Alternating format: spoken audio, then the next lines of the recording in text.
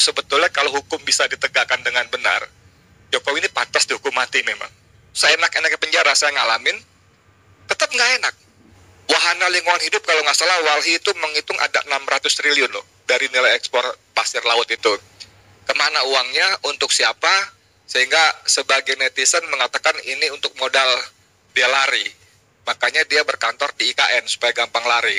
Begitu dikeruk pasirnya, pulaunya tenggelam. Dari itu terjadi untuk Pulau Nipah. Pulau Nipah itu udah nggak ada. Nah, pasirnya dikirim ke Singapura untuk reklamasi laut.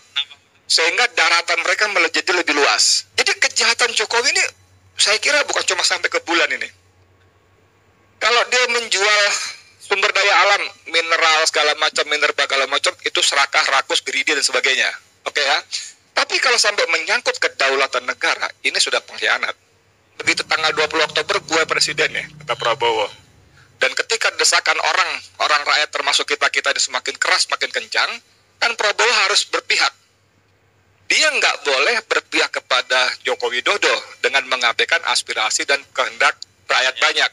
Kalau nggak salah di acaranya PAN sendiri, Jokowi sudah mengaku menyatakan bahwa kalau dulu orang rame-rame datang ke saya, sekarang orang rame-rame meninggalkan saya. Assalamualaikum warahmatullahi wabarakatuh. Alhamdulillah walladzi arsala rasulahu bil huda wa dinil haqq liyudhhirahu 'alad dini kulli walau karihal musyrikun. Asyhadu alla ilaha illallah wahdahu la syarikalah wa asyhadu anna Muhammadan abduhu wa rasuluhu la nabiyya ba'dah. Allahumma shalli ala Muhammad wa ala alihi washabihi wasallim. Jadi kalau dibilang mewakili wartawan nanti orang marah, gue nggak pernah ngasih mandat lu kok gitu ya. Kalau saya wartawan nih ya, mewakili wartawan terang marah Pak Amin ya. Ini sensitif nih, soalnya masih banyak juga para tukang cebok. ngeri. Jadi kalau tahun berapa, 90-an ya, si Nugi lagunya pesawatku terbang ke bulan. Sekarang Hasanuddin bilang kejahatan Jokowi sampai ke bulan. Aduh, saya kagum juga, bener juga ya. Pak Amin mencoba sedikit mengorek ya sebenarnya, sampai langit-langit. Enggak, ke bulan Pak Amin, dasar sekali. Tapi memang betul sekali, saudara sekalian saya hormati, ini memang manusia ini keterlaluan. Saya juga agak takjub. Beberapa kali Pak Amin menyebutnya dengan Jokopret. Jokopret ya. Saya lebih setuju Jokopret daripada Mulyono. Mulyono kan menurut saya cuma pengalihan aja Pak Amin ya, untuk mencoba menghapus memori kata Jokowi dari memori kepala kita. Menurut saya seperti itu, bisa benar bisa salah. Tapi menarik bahwa ketika misalnya teman-teman yang mendahului itu sudah menyampaikan pikiran-pikirannya, memang saya tadi dengan serombongan kejahatan begitu, sebetulnya kalau hukum bisa ditegakkan dengan benar, Jokowi ini pantas dihukum mati memang. Ya. Sekarang misalnya bicara soal pemalsuan dokumen ijazah palsu aja, itu kan dokumen negara. Itu kan ancamannya 6 tahun. Lah penyidik itu punya wewenang untuk menahan orang yang diperiksa dengan pasal-pasal ancaman 6 tahun. Itu aja udah selesai tuh urusan tuh. Anda bisa bayangkan nggak?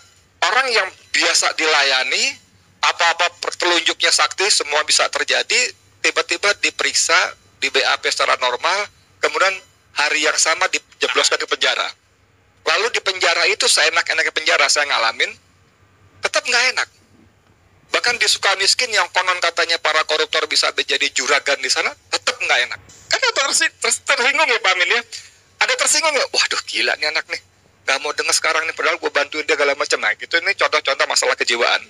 Terus saja ke yang tadi penting betul ya.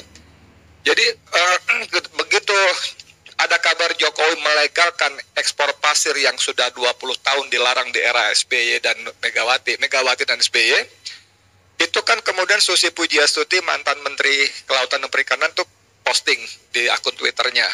Ada ikon orang nangis. Lalu dia juga ada postingan di laut akan marah, kemarahan itu akan menghukum kalian. Apa itu video baru atau lama diangkat lagi dalam konteks itu. Tapi artinya memang ini memprihatinkan. Wahana lingkungan hidup kalau nggak salah Walhi itu menghitung ada 600 triliun loh dari nilai ekspor pasir laut itu. Kemana uangnya, untuk siapa, sehingga sebagian netizen mengatakan ini untuk modal dia lari. Makanya dia berkantor di IKN supaya gampang lari. Walaupun di Karanganyar, saya udah lewat di Karanganyar, lokasi udah lewat. Sempat berhenti sebentar memang, tapi udah dipagar, jadi nggak bisa kelihatan 12.000 meter yang kata Bupati Karanganyar Basuki itu nilai per meternya 1,5 juta. Pokoknya nilai total itu sekitar 180 miliar. Udah saya hitung. Tanahnya itu 180 miliar. Padahal negara memberikan hak kepada presiden, mantan presiden, rumah berikut isinya, sopirnya, kendaraannya.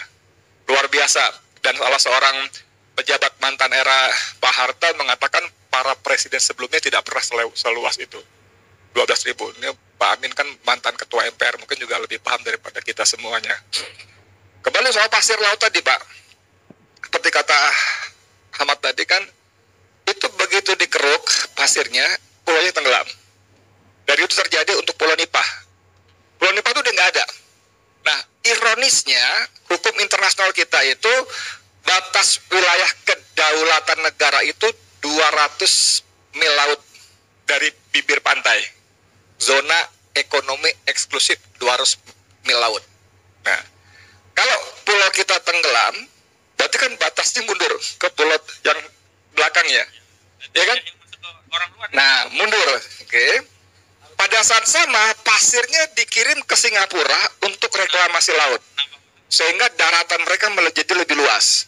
Akibatnya, Pak, karena daratan lebih luas, garis pantainya maju lagi, dan zona ekonomi eksklusifnya maju ke kita. Jadi kejahatan Jokowi ini saya kira bukan cuma sampai ke bulan ini. Kalau dia menjual sumber daya alam, mineral segala macam, minerba segala macam, itu serakah, rakus, greedy dan sebagainya.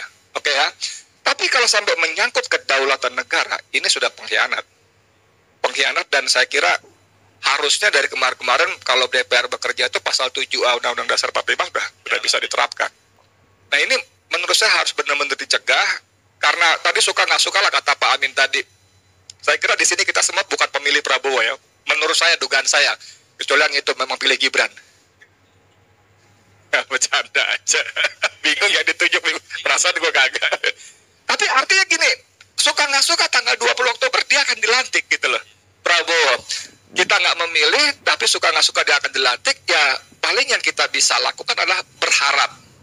Nitip Pak Prabowo sampai presiden berikutnya, seperti kata Pak Narko tadi, satu, jangan ikut-ikutan, jangan menjadi penerus, jangan menjadi pelanjut, dan kita minta sampean harus menjadi antitesanya Joko Widodo. Walaupun kita tahu pasti mereka pasti ada kesepakatan-kesepakatan, nggak mungkin enggak, pasti ada begini, begitu. Tapi kan begitu tanggal 20 Oktober gue presiden ya, kata Prabowo. Dan ketika desakan orang rakyat termasuk kita semakin keras, makin kencang, kan Prabowo harus berpihak. Dia nggak boleh berpihak kepada Joko Widodo dengan mengabaikan aspirasi dan kehendak rakyat banyak, ya kan? Maka mungkin kalau saya boleh kasih tutorial, saya boleh kasih tutorial kepada Pak Prabowo, dia bisa mengatakan pada Jokowi, Pak Jokowi, saya memang udah janji begini begitu melindungi Bapak dan keluarga, tapi ternyata desakan rakyat, kemarahan rakyat begitu hebat, dan saya adalah Presiden Republik Indonesia untuk rakyat saya, ya kan? Saya harus berpihak bahwa konstitusi memang mewajibkan negara menjamin keselamatan keluarga, presiden keluarga, iya, tapi keselamatannya, bukan aspek hukumnya. Ya dong, kalau ada orang mau membunuh dia, nggak boleh. Itu proses hukum. Nah, saya kira tutorialnya begitu Pak Prabowo bisa ambil posisi seperti itu. Jadi dia sebagai presiden tidak melanggar undang-undang, tapi juga tidak mengingkari kesepakatan-kesepakatan dengan Joko Widodo. Nah, sekarang pertanyaannya adalah forum-forum seperti ini kan udah banyak sekali. Saya kira harus ditingkatkan temponya. Di ujung sana ada Bung Ajis Yanuar. kita udah bikin draft-draft pelaporan-pelaporan ya.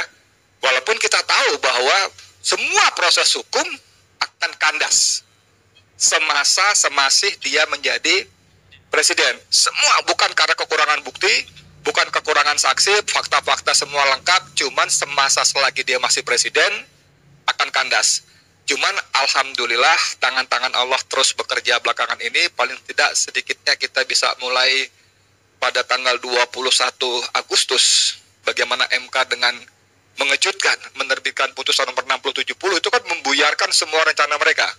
Rencana partai-partai koalisi itu untuk menguasai para pimpinan kepala daerah dan juga rencana Jokowi untuk meloloskan menjadi bukti bahwa tuh baik individu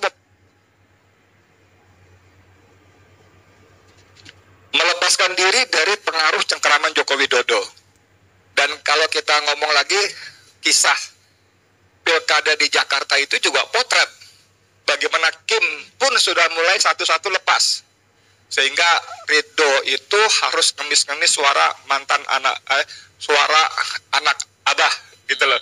Karena kan gosipnya macam-macam tuh, dari mulai kemauan tiba-tiba Prabowo berubah, kemudian begini begitu, itu cerita menarik di sisi yang lain. Tapi itu bagaimana orang mulai melepaskan diri. Ya, tinggal benar waktunya. Dan kalau nggak salah di acaranya PAN sendiri, Jokowi sudah mengaku menyatakan bahwa kalau dulu orang rame-rame datang ke saya, sekarang orang rame-rame meninggalkan saya. Ini menarik ya. Saya kira itu tugas kita sama-sama, nanti kita kencengin terus, gaspol, jangan kendor ya. Demikian, mohon maaf kurang lebihnya, billahi taufiq. Assalamualaikum warahmatullahi wabarakatuh.